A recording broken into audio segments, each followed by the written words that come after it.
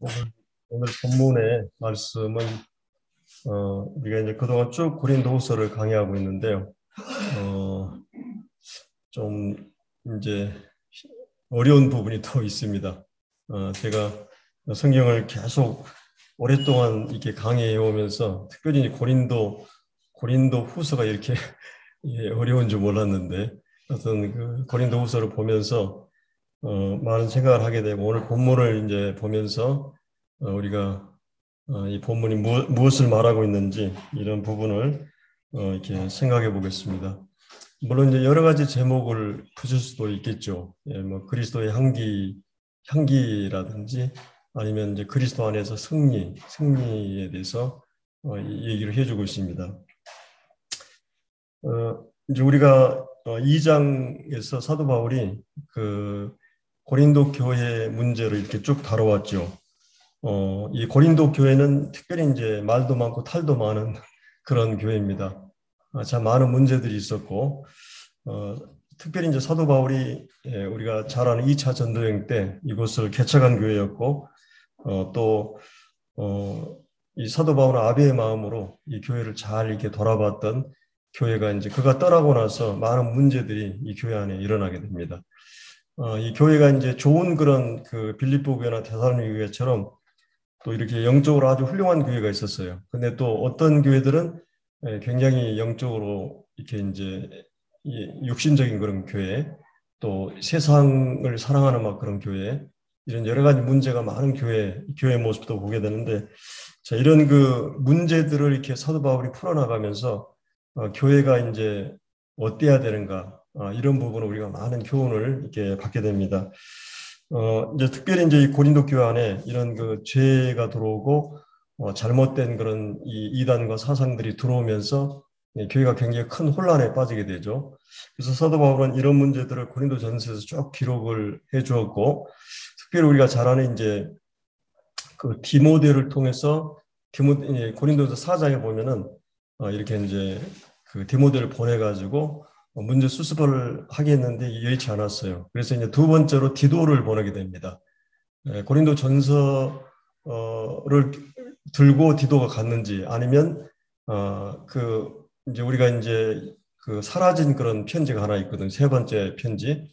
그래서 그 편지의 내용이었는지 모르지만 하여튼 그 사도 바울이 굉장히 그 격한 마음으로 그리고 이제 굉장히 그 좀 책망하는 그런 글들이 많이 쓰였고 많은 그런 눈물로 쓰여진 그런 편지였습니다. 에베소서에서 사도 바울이 사역을 하고 있을 때 여러분들이 이제 성경에 이런 지명들을 얘기하면 이게 어디가 있는지 참 이렇게 헤매게 되죠.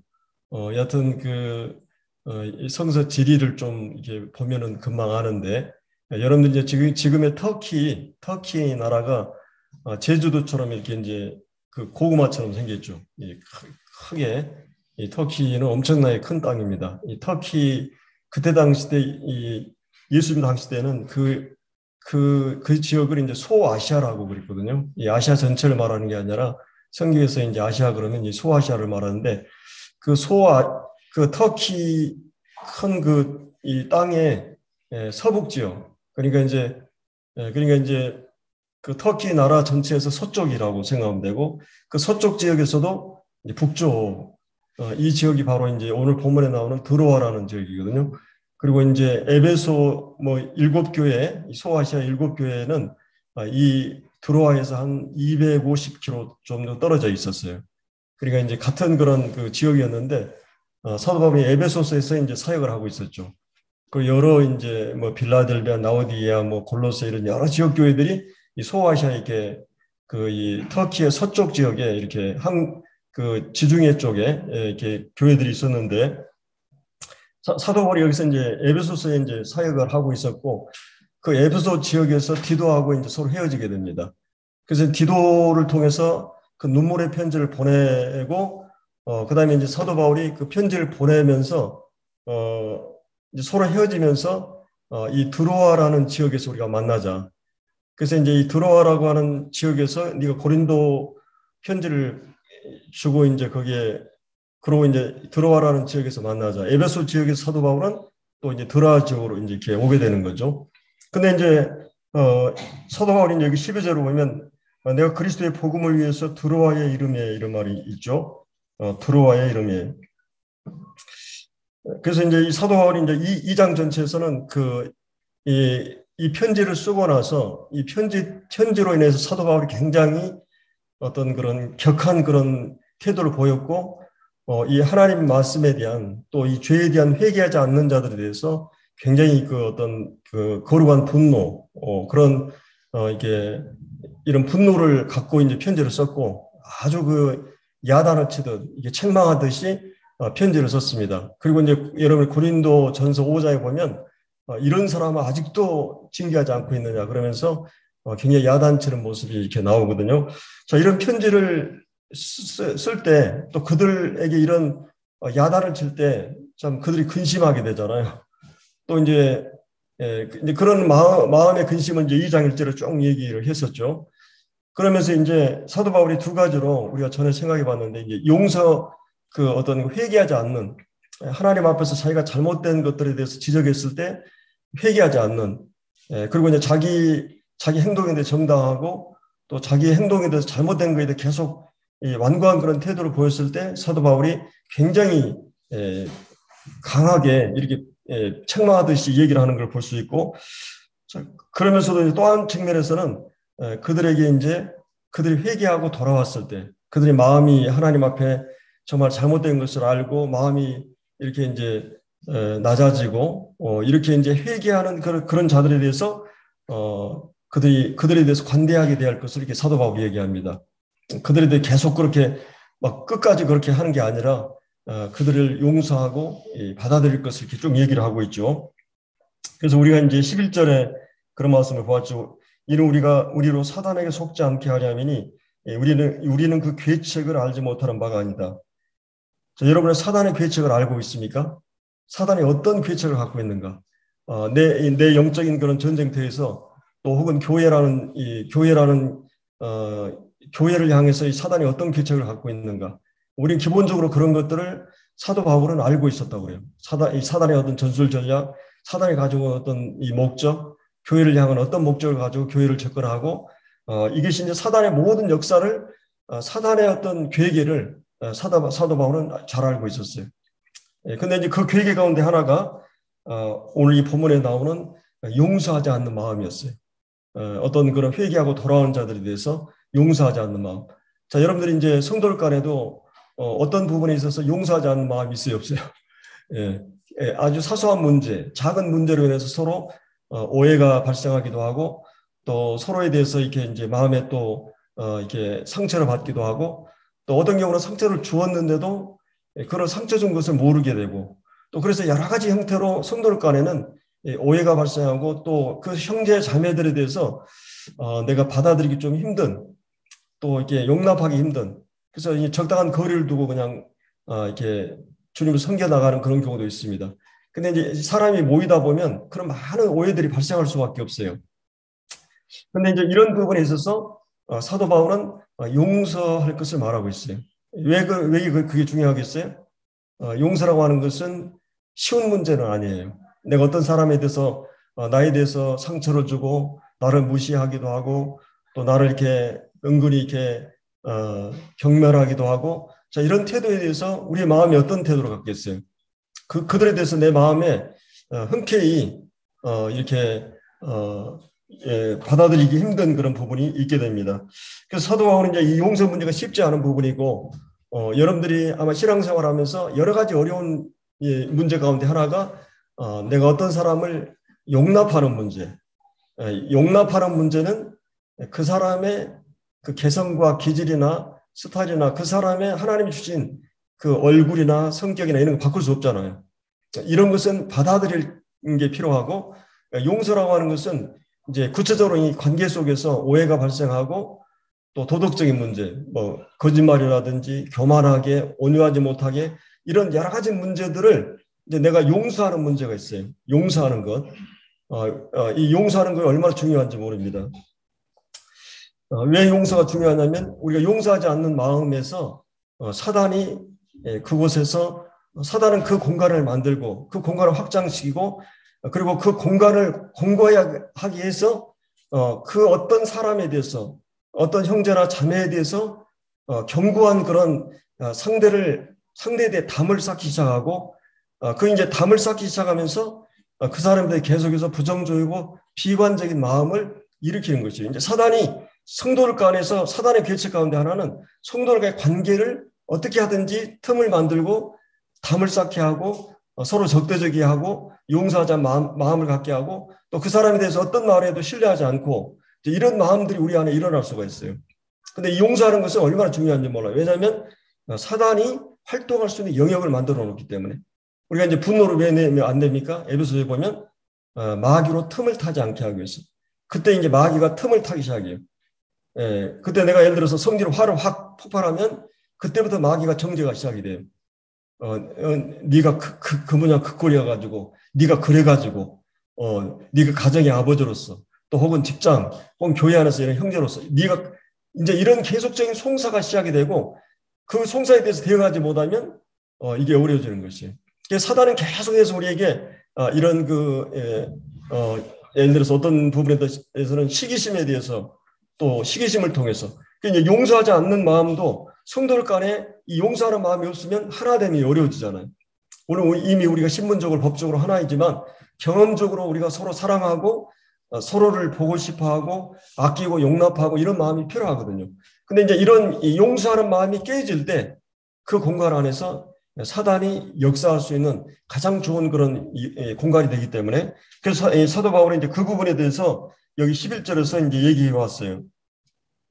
그리고 이제 12절, 13절 부분에서는 사도 바울이 이제 내가 복음을 위해서 두로아의 이름에 아마도 이제 사도 바울은 복음을 전하기 위해서 아예 에베소라는 지역에서 이 두로아에 이제 온 것 같아요.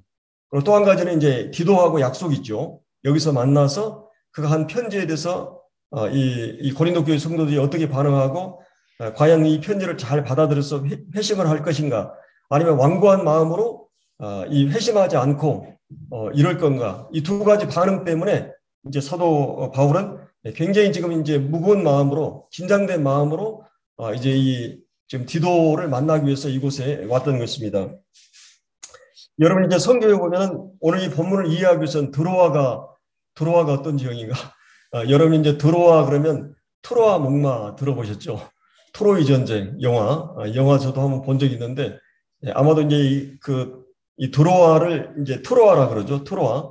근데 이 트로아는 이 소아시아 이제 동양에 속하고 그러니 그리스는 이제 지중해 건너 이제 유럽이잖아요.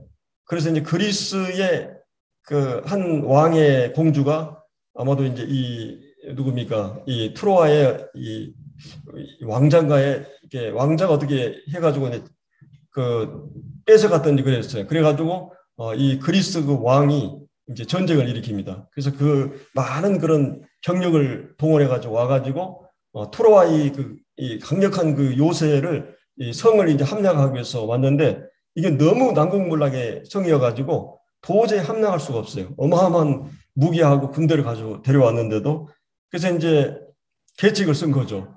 그래서 이제 이제 다 이제 이제 그리스 병력들을 이제 물러선 것 같이 하고 그다음에 이제 목마만 하나 이렇게 거기다 이제 해놨는데 그 목마를 이제 그 성으로 이제 들어가게 되죠. 이 특수부대들을 그 목마 안에다가 다 심어놓고 그리고 이제 완전히 이 사람들이 이제 그리스가 다 이제 가버렸다 생각하고 그 안에서 이제 완전히 막 술을 먹고 막 잔치를 하죠. 그때 이제 막 술을 먹고 취해 있는 상태에서 그 특수부대들이 그 목마에서 나와가지고 그 전쟁을 하고 이제 그 병력들이 다시 막 와서 완전히 이 성을 함락하는 그런 과정들이 나오는데 그때 이제 이 그리스의 누구죠? 이름을 제가 모르는데 전쟁 영웅이었던 그 사람에게 화살을 쏴가지고 그게 이제 아킬레스라고 그러죠. 아킬레스.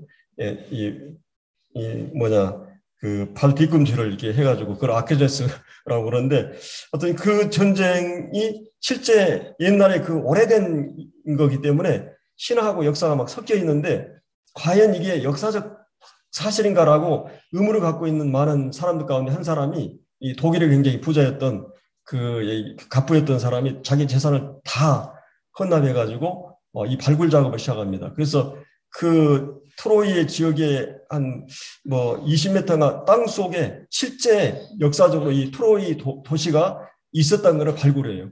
그래서 이 사람이 이제 그 어마어마한 발굴 작업을 해가지고 그 박물관에다가 이게 이제 모든 중요한 것들을 옮기고 그랬는데 이 사람이 더 갑부가 됐죠. 그리고 이제 제가 성기술로 있을 때는 그 이제 이게 막 그 고고학자들이 이렇게 발굴 작업하는 그런 것들이 그대로 남아 있더라고요. 그게 이제 트로이 그쪽에 간 적이 있는데, 하여튼 이 트로이라고 하는 이 지역에 우리가 이제 그 사도 바울이 한 세 번 정도 이곳을 방문한 것 같아요.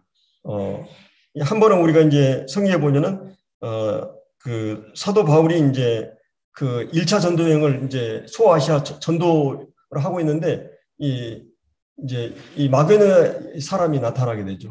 그래서 계속 성령이 이 아시아 쪽으로 복음을 전하지 못하게 하고 이 유럽 쪽으로 계속 인도하시는 거예요. 계속 하다가 이제 이 하루는 이제 환상 가운데 마게도냐 사람 영이 나타나가지고 그가 이제 마게도냐 유럽으로 가기 위해서는 반드시 무시아라고 하는 이 드로아라고 하는 이 항구를 거쳐서 배를 타고 가야 되거든요.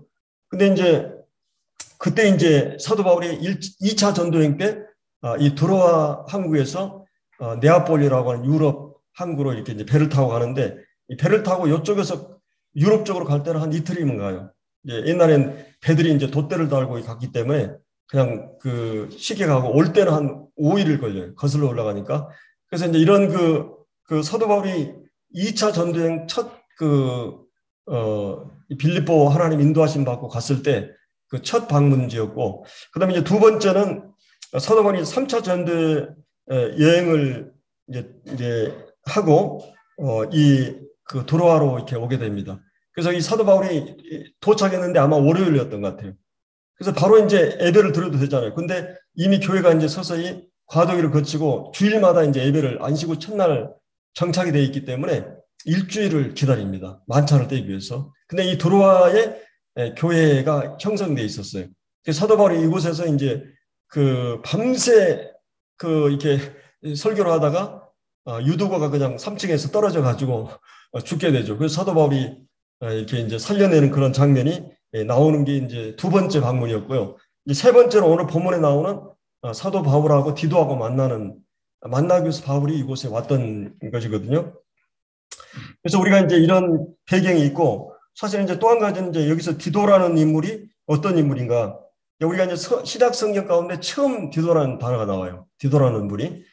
우리가 이제 디도서 그러면 이제 디도에게 쓴 그런 그 목회 선인서 가운데 한 부분인데, 여기서 이제 사도 바울이 디도는 특별히 이제 믿음의 아들이라고 그랬어요. 디모데도 그렇고 오네시모 그 복음을 전해서 자기가 나는 이제 믿음의 아들이라고 이렇게 표현하고 있는 걸 볼 수 있고, 그리고 이제 여기 보면은 사도 바울이 이 디모데에 대해서 굉장히 신뢰를 갖고 있었던, 특별히 이제 이 사역 동역을 했던 사역자 가운데 디모데하고 디모데는 굉장히 성격이 소심하고 내성적인, 그리고 이제 이 디도는 굉장히 외향적이고 와일드한 그런 분이었습니다. 그래서 사도 바울이 굉장히 신뢰했던 사람 가운데 한 사람이었고, 그래서 이 그레데라고 하는 섬에 사역자로 추천할 만큼 이렇게 이런 걸 볼 수 있습니다. 그리고 굉장히 우리가 이제 보면은 긍정적인 그런 믿음의 사람이었는데, 이 고린도서 7장에 보면 디도를 보내가지고 고린도 교회의 문제가 수습이 된 거를 우리가 수요일날 잠깐 봤었죠. 이제 여기서는 이제 디도를 만나지 못해가지고 심령이 편치 못했다 이렇게 말하잖아요. 우리가 잠깐 7장을 한번 보죠. 7장, 고린도후서 7장.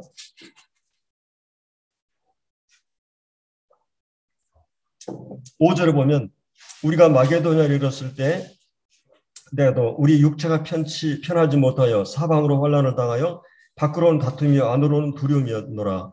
자, 그러나 낙심한 자들을 위로하시는 하나님이 디도가 오므로 우리를 위로하였으니 그가 온 것뿐 아니라, 그러니까 디도가 이제 지금 어디요? 드로아에서 만나지 못하고 사도 바울이 마게도냐를 떠났잖아요. 그래서 이제 이 고린도라고 하는 남부 지역에서, 그리스 남부 지역이잖아요. 그 남부 지역에서 마게도냐는 그리스 북쪽이에요. 그래서 그 마게도냐 지역에서 이제 만난 거예요.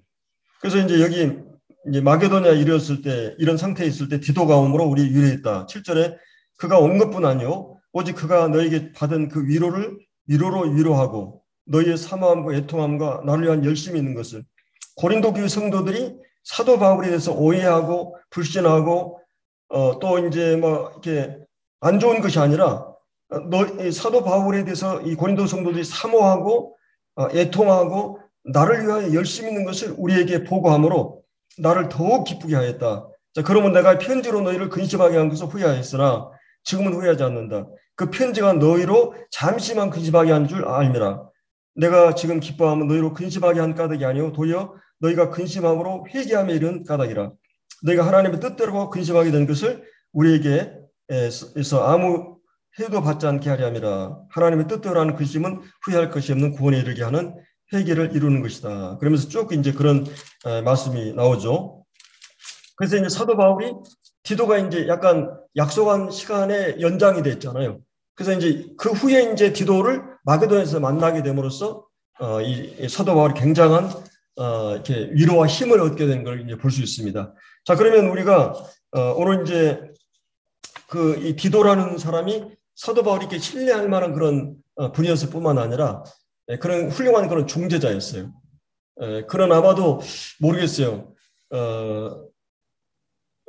제가 어디를 중재 가면 좀 내성이 소심해가지고 근데 우리 이주 형제가 가서 하면은 이거 모세요 형님 하면서 여하튼 디도가 가서 이 문제를 잘 수습하고 사도 바울이 한 편지에 대해서 성도들이 다 이렇게 받아들이고 회복한 그런 이제 아주 훌륭한 중재를 했던 아주 긍정적인 그런 사람이었던 것 같아요. 그래서 이 섬 사람들이 굉장히 와일드하잖아요.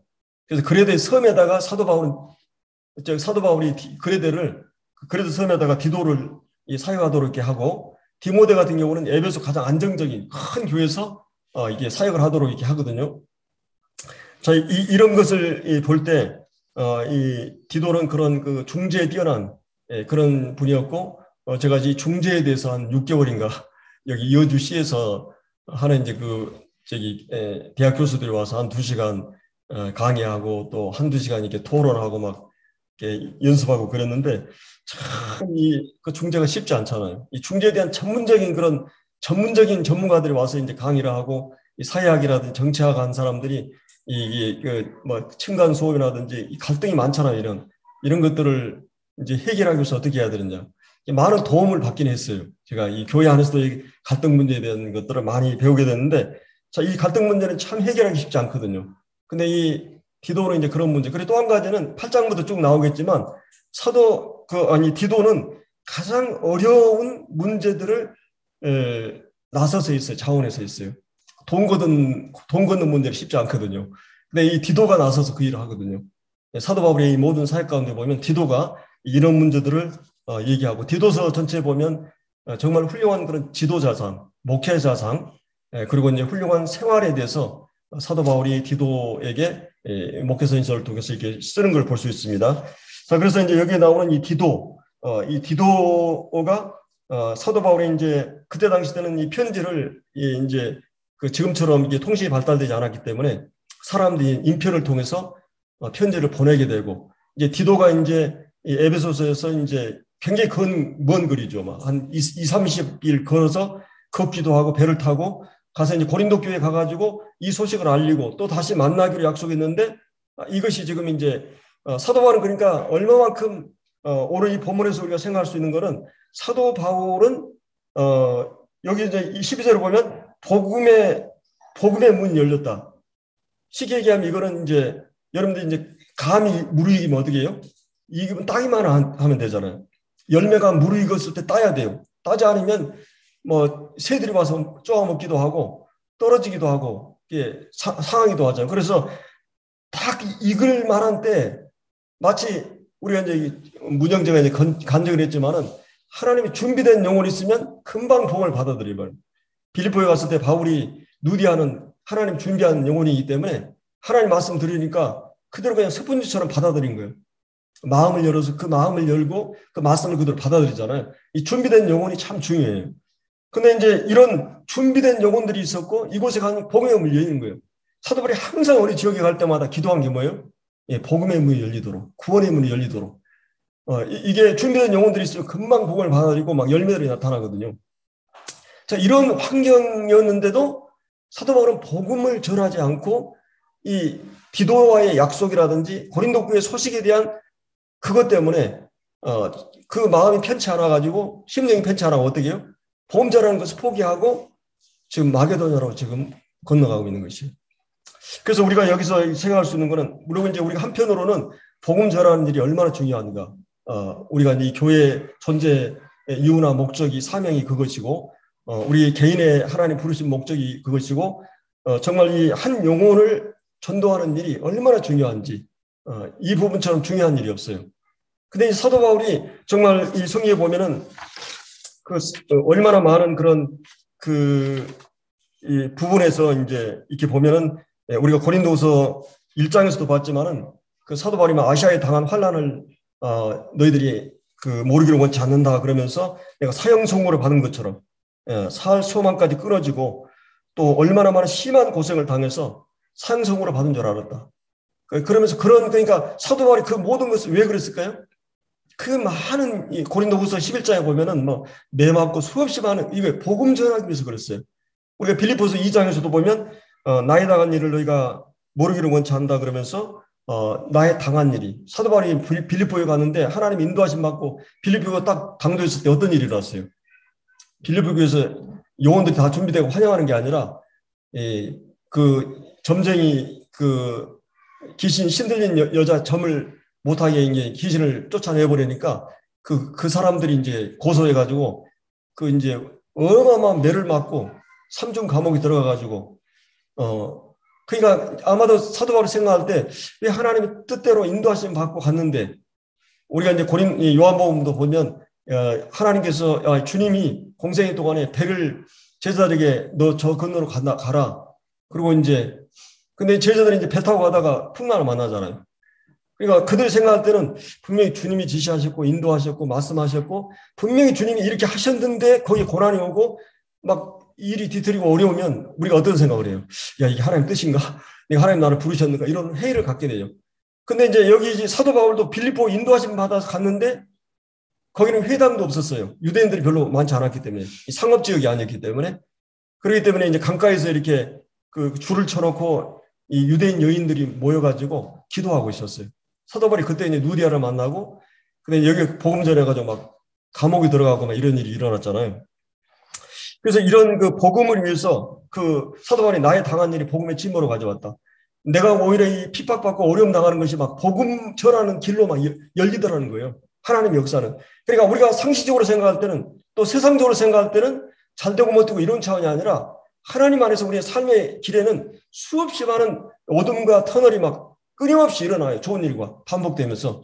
근데 궁극적으로 여기 오늘 이 본문에 14절에 나와 있는 대로 항상 우리를 그리스도 안에서 이기게 하시고 항상 그리스도 안에서 우리를 승리케 한다는 거예요. 이미 우리는 승리 안에 영토 안에 있을 뿐만 아니라 또 궁극적으로 승리를 보장받고 있는 사람들이에요. 근데 매일 현재적으로 승리를 경험하느냐? 여러분 얼마나 많은 실패를 거듭해요. 근데 그 실패와 모든 걸 통해서 궁극적으로 승리하게 하시더라는 거예요. 사도 바울의 간증은 그거예요. 내가 막 실패하고 사업이 무너지고 막 일이 뒤틀리고 어려운 모든 일, 하나님의 뜻대로 부르심을 입은 자에는 합력의 선을 이룬다고 하는 그것에 대해서 확실하게 우리가 그리스도 안에 있다. 내가 예를 들어서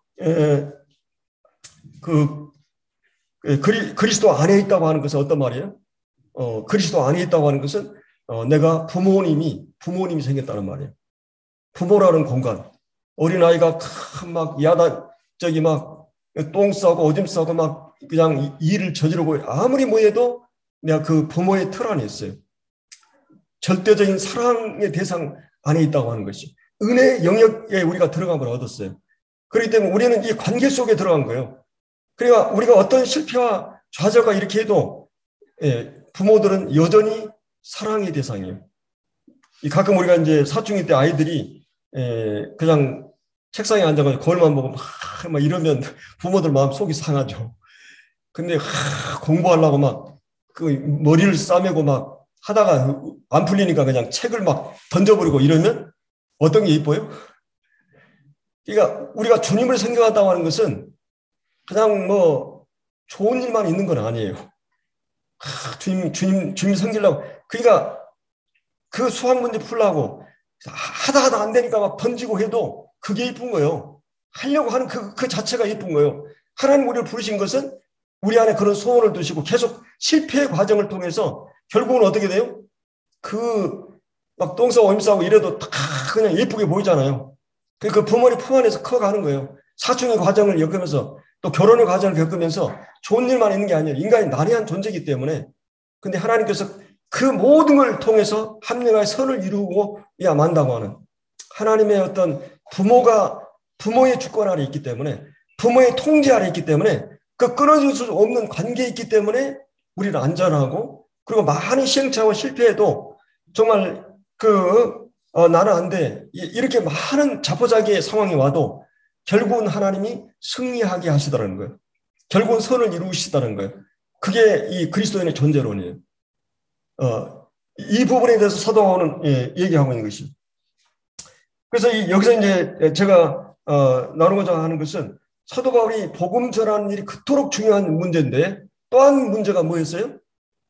고린도 성도들의 그러니까 구원받아가지고 여러분 이제 구원받은 성도들이 구원받았으니까 다 끝났다 이게 아니잖아요. 구원받은 성도들 한 사람이 또 영적으로 세워지는 과정도 중요해요. 이제 예수님의 이 제자 가운데 베드로하고 안드레는 그물을 던지는 일을 했어요. 마치 복음 전하는 일을 했어요. 근데 이제 야고보 요한은 뭐 했어요? 그물을 꿰매는 일을 했어요. 여러분 그물을 이제 이게 그 배 이제 어부들이 고기 잡으러 갔다 오면은 그물이 막 찢어지고 이러잖아요. 근데 이거를 잘 꿰매지 않으면 고기가 다 도망가 버려요. 그래서 우리가 이제 전도를 하는데 지금 빈자리가 많은데 예를 들어서 열심히 전도했는데 성도들이 막 모여드는데 이 그물을 이걸 다른 말로 이제 목회라 그래요. 목회. 전도와 목회. 이 사역에 있어서 중요한 그 두 기능 가운데 내가 한 아이가 태어나는 것도 중요하지만 이제 우리 요셉 형제가 이제 하유가 이제 태어났는데 태어나는 것도 얼마나 태어나기까지 우리가 마음 접어하고 막 기도하면서 주님 그래요. 우리 이제 그 하람이 동생 나암이 날 때도 이렇게 초음파 보니까 약간 이상하다고 기형아가 날때 못나 그래가지고 제가 혼자 그냥 주님 앞에 땅바닥 치고 울었어요.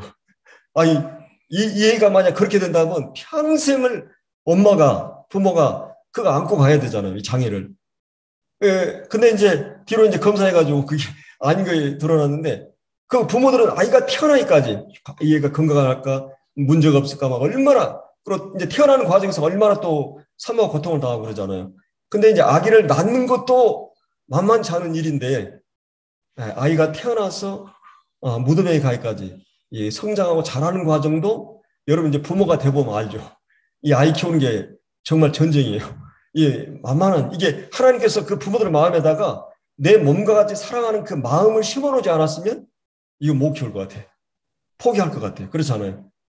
얼마나 애들이 우리 사랑스럽고 그 사랑의 힘으로 애들을 키워내는 것이에요. 신앙생활도 마찬가지예요. 근데 이제 여기서 중요한 것은 사도 바울은 지금 그 초점을 복음 전도하는 길이 열렸어요. 그리고 목숨을 걸고 전도하는 분이에요. 전도할 기회만 있으면 막 감옥에 가든 어떤 일이 있어도 전도하는 분이에요. 근데 그가 고린도 교회의 문제를 안고 이 목회적인 관점에서 그 형제 자매들이 다시 회복되느냐 이단으로 빠느냐 아니 말씀을 순종하느냐 아니냐 이 문제가 더 중요했던 거예요. 왜냐하면 이 사역이 안 돼버리면 구원받은 성도들이 세상으로 나가고 막 타락하고 그러면 얼마나 그 부모들 마음이 아이가 성장에 잘 건강하게 자라야 되는데 중간에 막 이상이 온다. 그러면 얼마나 그게 고통이 되겠어요. 사도 바울은 지금 이 목회라는 관점에서 지금 했기 때문에 이 결정을 한 거예요. 그리고 그 복음의 문이 열렸는데도 그걸 포기하고 그 무거운 마음으로 마게도냐로 그리고 이제 그 디도를 만나기 위해서 더 가까운 거리로 가고 있는 모습을 우리가 이제 보게 됩니다. 그래서 저는 이제 며칠 전에 어떤 그 목회라는 그런 이게 이제 그 강의를 듣고 또 이렇게 이제 토론하고 이런 과정들을 보면서 이제 목회 관련된 책들을 한 10여 권 쭉 보는데 참 그런 이 목회가 얼마나 중요한가, 목회란 무엇이고, 우리가 무엇을 하는 게 목회고, 이 사역이고, 그리고 이제 디모데전서 목회서에서뿐만 아니라 또 이 신약성경에 많은, 그리고 이제 고린도 후서 지금 3, 4장 같은 경우는 이 미국의 존 웨가다라고 하는 그 훌륭한 복음주의 그런 그 목회자가 있는데 그분이 이 본문을 가지고 한 권의 책을 썼어요. 목회란 무엇인가 이런 명제를 가지고 어떻게 보면 이제 목회 그러면 우리가 목회자들 막 힘들고 어렵고 막 이런 생각을 하잖아요. 사실은 목회는 행복한 거예요. 목회는 한 영혼이 돌아오는 그 일을 여러분이 경험한 사람. 그리고 이 영혼들이 더해지고 영혼들이 자라가는 이 기쁨은 부모가 자식을 키울 때 기쁨처럼 똑같은 거예요. 목회를 부정적으로만 생각한 게 아니라 얼마나 아픔이 있고 이러지만은 이 하나님께서 이 우리 마음 부르신 자들에게 이런 마음을 주신 거예요. 성도들에 대한 염려, 교회에 대한 염려, 끊임없는 많은 어려움이 있어도 성도들이 잘 되는 것 거기에 모든 관심이 있는 거죠. 이런 목회. 그래서 이제 이런 목회적인 관점 때문에 사도 바울은 지금 이 결정을 했다고 하는 것입니다. 오늘 본문에서 우리가 생각해 볼 수 있는 것은 정말 잃어버린 영혼을 돌아오게 하는 것도 중요하지만 이미 돌아온 그 영혼들을 관리하고 근데 영적으로 잘 이렇게 흩어지지 않고 이러도록 한 영혼을 향해서 이 99마리 이 양보다 한 마리 잃어버린 양에 대한 태도처럼 이 성도들 가운데 연약한 성도들에 대해서 사도 바울은 이런 태도를 가지고 있었던 것을 이제 우리가 본문에서 이제 볼 수가 있습니다. 그래서 이게 주님의 마음이죠. 사실은 주님의 어떤 분이 어거스틴이 이 세상에 나 한 사람만 존재했어도 예수님은 기꺼이 인간의 몸을 입게 이 땅에 오셨을 것이다. 그리고 그분이 십자가를 지셨을 것이다. 그 정도의 농도를 가지고 인류를 사랑했다고 하기 때문에 우리는 예수님의 사랑이 우리가 인간은 그런 사랑할 수 없잖아요. 모두를 사랑할 수가 없잖아요. 근데 모두를 그 정도로 사랑하는 사랑을 가지고 오신 겁니다. 여러분이 창세기 이제 28장에 보면 우리가 요즘 창세기 공부하잖아요.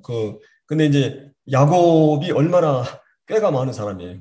목적을 위해 수단 방법 가리지 않고 겉모습으로 다 부려가지고 목적을 이루려고 하고. 근데 이제 우리 성도들도 성향적으로 그런 사람이 있어요.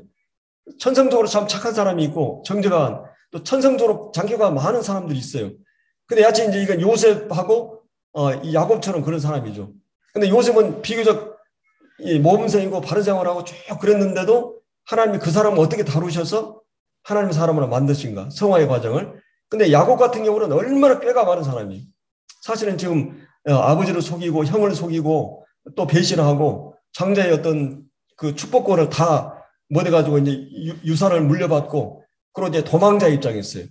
어떻게 보면 이것은 하나님 말씀을 불순종하고 자기 목적을 위해서 이렇게 도망하는 우리가 생각할 때는 이제 욕먹고 돌맞고 이런 마땅한 사기치고 도망하는 이제 근데 하나님이 그 베델에서 그 도망가다 하도 피곤하니까 이제 형님이 따라오지 않겠죠. 그러고 돌베개 베고 자고 있었어요. 우리가 생각할 때는 이게 마땅히 돌 맞아야 될 이게 마땅히 이게 실패해가지고 이거 다 죽여야 되고 이건 뭐 다 그렇게 손가락질할 그런 사람이잖아요. 근데 하나님께서 그를 찾아와요. 꿈에 베델. 그래서 이제 하나님의 사닥다리가 하늘에서 내려가지고 그래서 야곱이 하나님의 사람으로 변화된 것은 그의 전생의 가운데 이제 마지막 생애를 보면 야곱이나 요셉이나 그렇게 훌륭한 사람이 없어요. 그렇게 훌륭한 사람들로 인생의 마지막 오후에는 정말 하나님이 성화시키는 하나님의 사람들로 이렇게 변화됩니다. 그러니까 하나님께서는 이제 이런 사람들을 찾아오시고 이 바울의 마음이 그런 거였어요. 고린도 교회 성도들, 연약한 성도들, 문제 일으키는 사도 바울에 대해서 시비하고 이런 성도들에 대해서 바울은 하나님 마음을 가지고 그들을 돌아보고 이렇게 이제 가고 있는 것을 볼 수 있습니다. 그리고 이제 14절부터 이제 갑자기 사도 바울이 이제 항상 우리를 그리스도 안에서 이기게 하시고 자, 참 이게 쉽지 않은 부분이죠. 이 말씀이 항상 우리를 그리스도 안에 이기게 하신다. 또 여러분들은 실제 신앙생활을 하다 보면 현실적으로 이길 때보다 질 때가 많잖아요.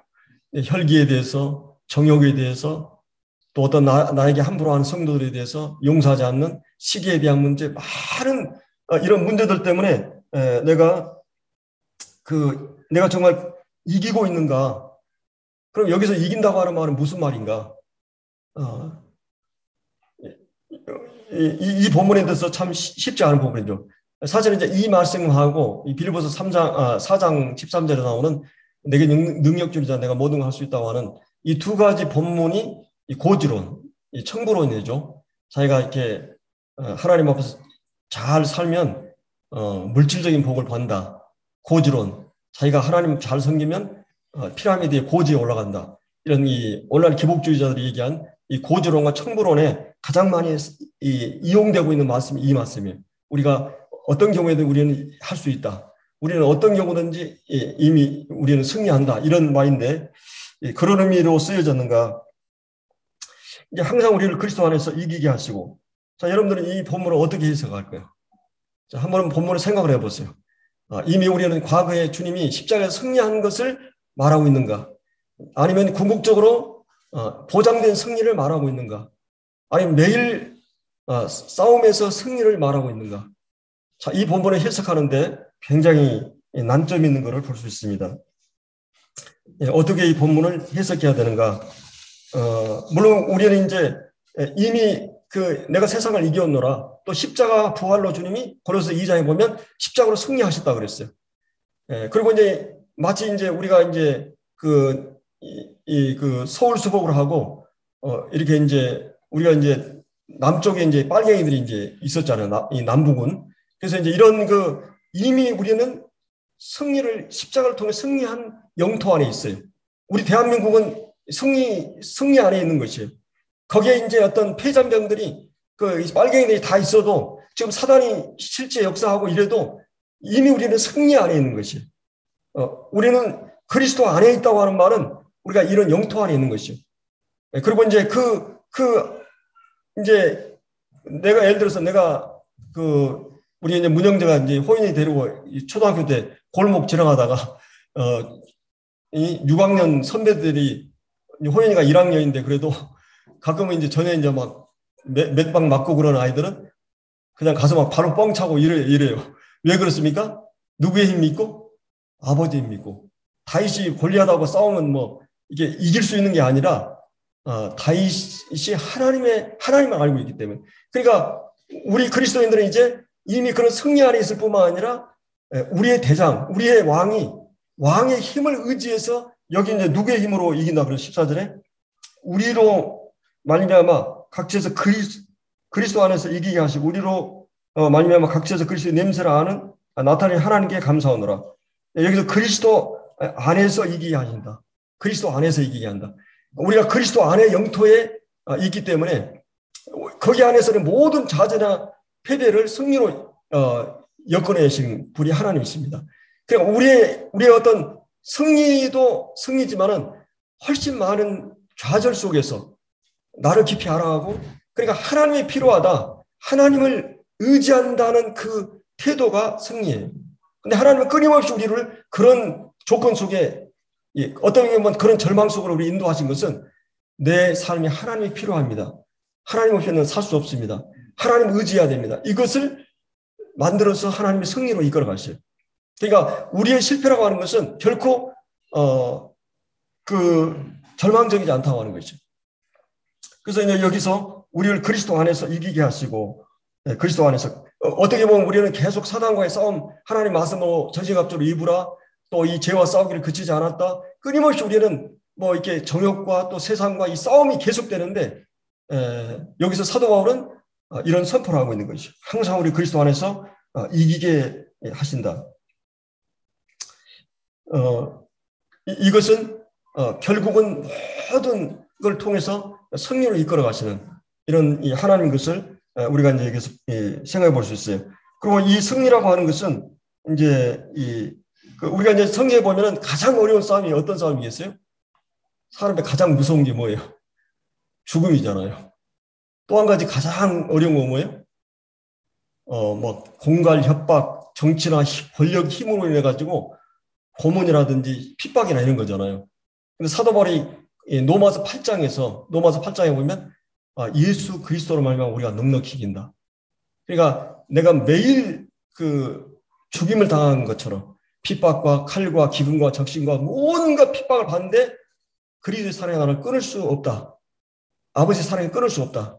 그리고 이제 이 고린도전서 15장에서 부활장에서 사망아 내가 쏘는 게 뭐냐? 사망아 내가 이기는 게 뭐냐? 사망을 향해서 그런 선포를 한 다음에 뭐예요? 그리스도로 말미암아 내가 이김을 주시는 하나님께 감사한다. 거기서도 내가 이 죽음에 대해서도 이김을 주시고 그다음에 이 모든 핍박 고난 속에서도 이김을 주시는 분 그리스도로 말미암아 내가 이기게 된다. 이런 말을 하거든요. 그래서 우리 그리스도인들은 이제 한 번에 얻은 구원이 궁극적으로 하나님 안에 우리가 이제 생명싸개 안에 마치 우리가 보호를 받는 것처럼 그리스도 안에 우리가 있게 되고 그분의 어떤 그 힘과 능력으로 그리고 그분의 어떤 그 부모의 그 주권과 그 신실하심에 의해서 우리가 보호되고 궁극적으로 승리로 이끌어 가신다고 하는 거죠.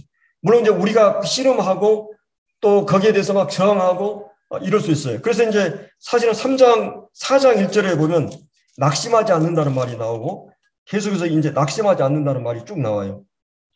이 5장에서도 그렇고 6장에서도 이제 우리가 그 6장 10절에도 근심한 자 같아 항상 기뻐하고 강한 자 같으나 많은 사람을 부욕해 하고 아무것도 없는 자 같으나 모든 걸 가진 자고 무명한 자 같으나 유명한 자요.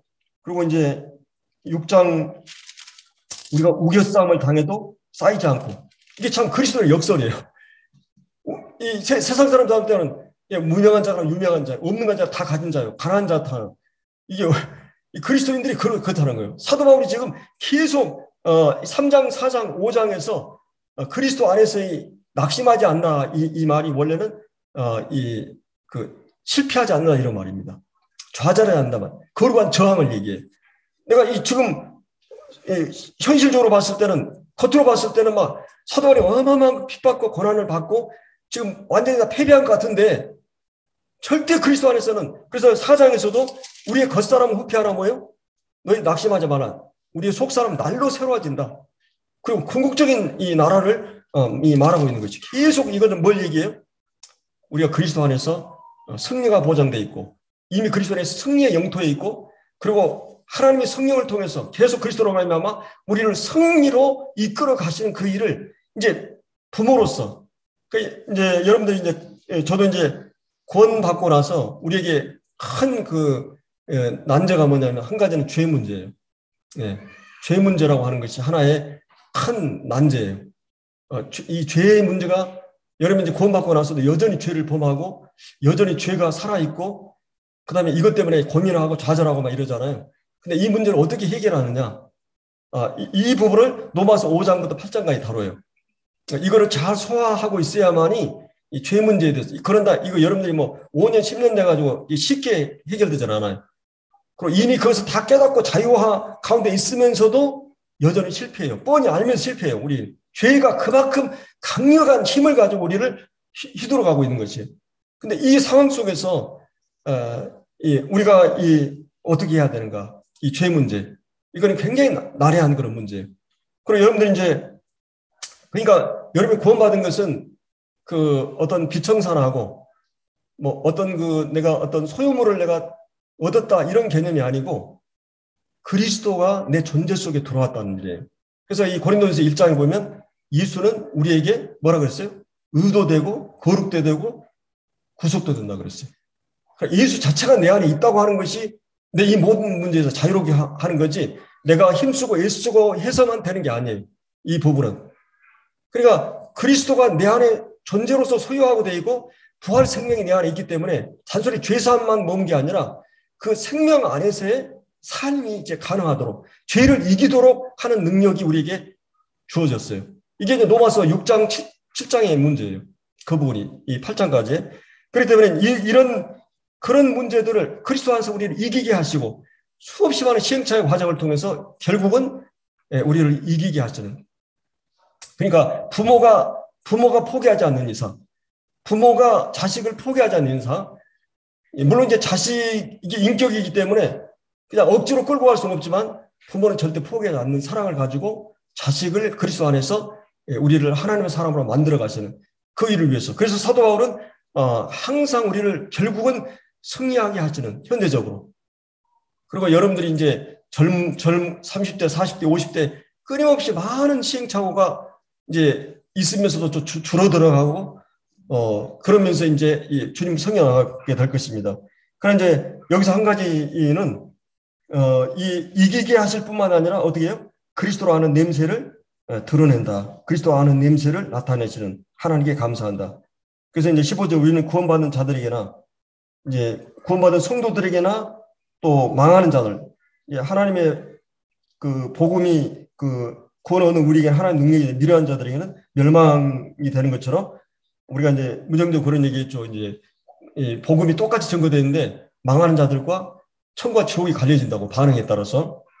그래서 여기서 이 구원받은 자들에게는, 망하는 자들에게 하나님 앞서 그리스도의 향기니, 이 사람에게는 사망으로부터 사망에 이르는 냄새요, 저 사람에게는 생명으로부터 생명에 이르는 냄새라. 누가 이 일을 감당하리요? 자, 그럼 여기서 누가 이 일을 감당하리요 했을 때, 이건 누굴 얘기해요? 지금 사도 바울과 그리스도 안에 있는 성도들만이 이 일을 감당할 수 있어요. 그리스도가 심어진 사람만이. 그럼 이제 이 말을 이해하기 위해서는, 로마가 전쟁에서 이기면 그 개선 행렬을 합니다. 그래서 처음에 이제 막 왕들이나 장군들이 가고, 그 다음에 막 그 밴드 퍼레이드 악단이 지나가고, 그 다음에 이제 그 수레에 적군의 이제 어떤 장수들이나 포로들을 쇠고랑에 묶여가지고, 그러면서 이제 이렇게 쭉 그 퍼레이드가 지나가거든요. 그리고 이제 어디 가서는 이제 어떤 희생 제사를 제물을 드리고, 또 이제 그 제사가 끝나면은 그 똑같은 그런 이제 향이 피워진다고 그래요. 근데 그 향이 소리 없이 이 전 도시를 이렇게 퍼져 나가는데, 이 똑같은 이 향이 이 승리하는 사람들에게는 생명과 그 보상으로 나타나지만, 그 포로들에는, 적군의 이 대장들의 이런 사람들은 사형을 시키는, 똑같은 그 냄새가, 그리스도의 향기가 어떤 사람에는 생명의 향기로, 어떤 사람은 죽음의 향기로, 이런 배경에서 지금 쓰여지고 있는 것이 16절의 말씀이, 이 사람에는 사망으로부터 사망이 이르는 냄새요, 저 사람에게는 생명으로부터 생명이 이르는 냄새라. 누가 이를 감당하리요? 그래서 그리스도인들만이, 그러니까 그리스도인들은 내가 전도해야 되겠다, 막 이제 이런 거 다 필요하지만, 내 존재가 뭐요? 광고요? 내 전도가 수단이에요. 내가 하나님을 품고, 하나님을 믿는, 그리스도를 품고 사는 사람 자체가, 저 사람과 같이 가까이 친밀하게 살수록 이 사람 뭔가 다른 사람이구나 하는 것을 느끼도록 우리 하는 거예요. 불신자들에게. 우리의 존재 자체가. 누가 이것을 감당할 수 있을까? 그것은 그리스도인들만이 이 향기를 드러낼 수 있는. 그리스도의 향기는 뭐예요? 거기 이제 그리스도를 아는 지식이죠. 거기 14절에 나오는 이 그리스도를 아는 냄새. 여러분들 이제 제가 여기서 복음 전했어요. 구원 받았어요. 자, 이제 몇 년 지났는데 우리 이주 형제 주님을 아는 지식이 어때요? 이제 주님 많이 알아가잖아.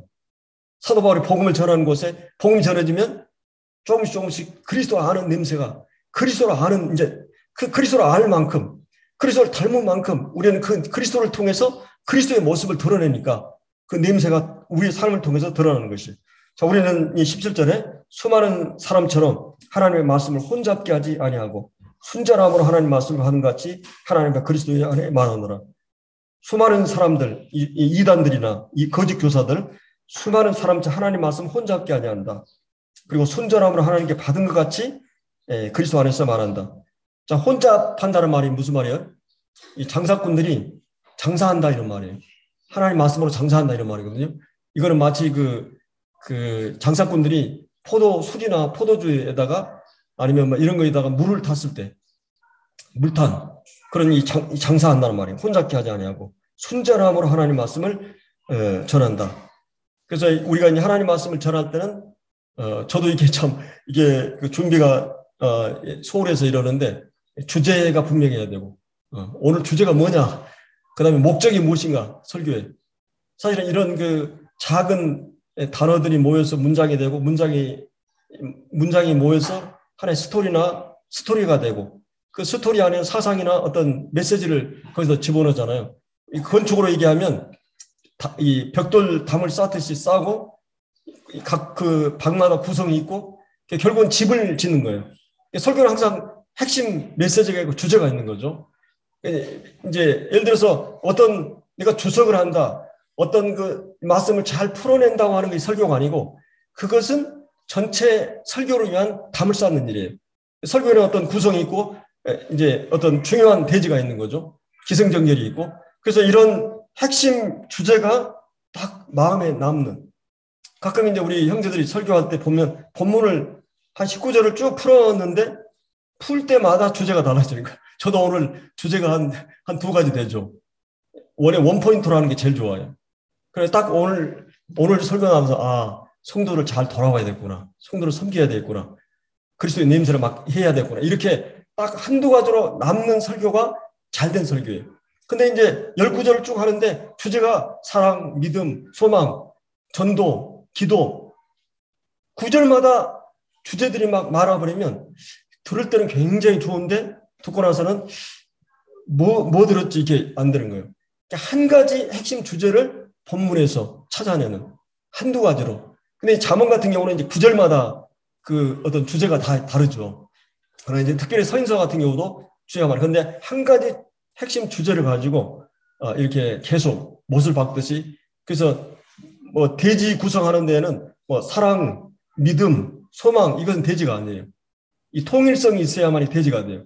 통일성과 다양성. 예를 들어 사랑의 의미, 사랑의 방법, 사랑의 결과. 그러니까 같은 통일성이 있으면서도 다른 거예요. 그러면 계속 사랑에 대한 부분을 다루는 거죠. 그래서 우리가 이 말씀을 혼잡게 한다는 말은 이것은 항상 명료하게 하나의 주제를 우리가 김기현 형제가 잘하죠. 이 주제를 딱 한 가지만 핵심으로 던져주면 마음에 그게 깊이 남아요. 물론 이제 우리 가끔 성도들은 어떤 성도는 그러더라고. 말씀 듣다 보면 막 하는데 자기하고 관련된 부분이 딱 부딪히면 그 부분만 좋다는 거예요. 그런 경우도 있어요. 이 메시지가. 그러니까 이제 이 하나님 말씀을 혼잡게 않고 여기 이제 4장에서도 이제 2절에 보면 말씀을 혼잡게 하지 아니한다 이런 말씀이 나옵니다. 이제 그때 또 자세히 하고 우리 기도하고 마치겠습니다.